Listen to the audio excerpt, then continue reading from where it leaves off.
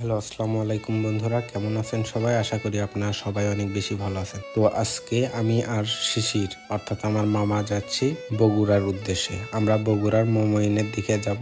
আসলে শিশিরের বাবা কিছুদিনের মধ্যেই ইন্ডিয়াতে যাবে তার চিকিৎসা করানোর জন্য। তো তারই বিমানের টিকিট আনতে যাচ্ছি আমরা সেখানে। তো দুইজনে বাইক নিয়ে বাড়ি থেকে রওনা দিলাম মমইনের উদ্দেশ্যে।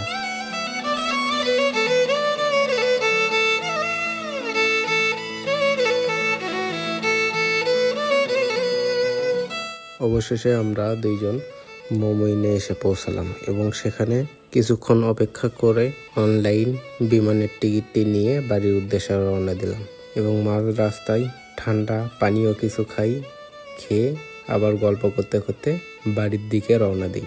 এইভাবেই আজকে আমাদের দিনটি চলে গেল। আমি হব বলে চরণ দাসী, হব বলে চরণ দাসী, ওটা হয় না কপাল।